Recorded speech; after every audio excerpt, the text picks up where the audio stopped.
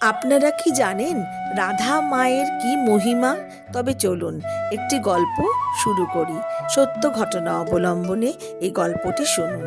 এক গ্রামে দুই বন্ধু ছিল।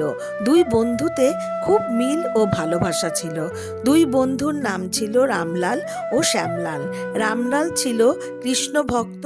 সে সর্বদা কৃষ্ণ নাম জপ করত। রামলাল মন্দিরে বসে সবসময় বলতো যে, হে কৃষ্ণ ভগবান, একবার আমার সামনে এসো, দেখা দাও প্রভু। কিন্তু সে কৃষ্ণকে কোনোদিন দেখতে পায় না।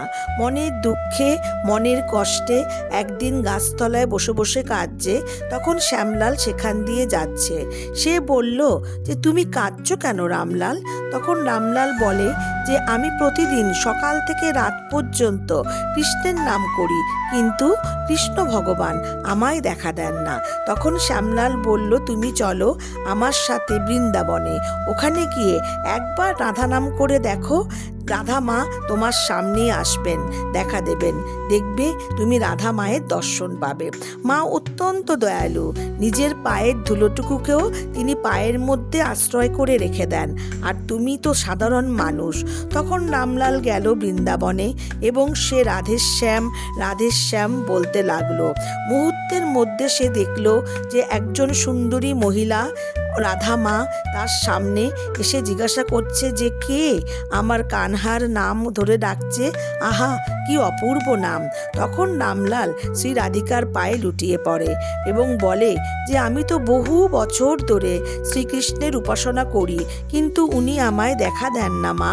তখন শ্রী রাধিকা বলেন, এবার তুমি তোমার গ্রামের মন্দিরে গিয়ে শুধু বলবে রাধে রাধে রাধে রাধে।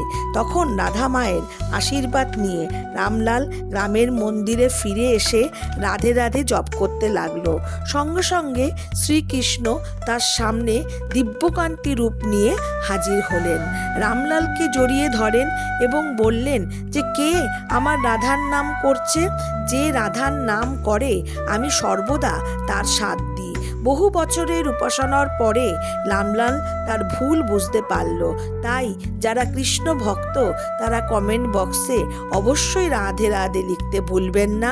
আর এই ধরনের ধর্মীয় গল্প পাওয়ার জন্য এই চ্যানেলটিকে সাবস্ক্রাইব এবং লাইক করবার অনুরোধ রইল।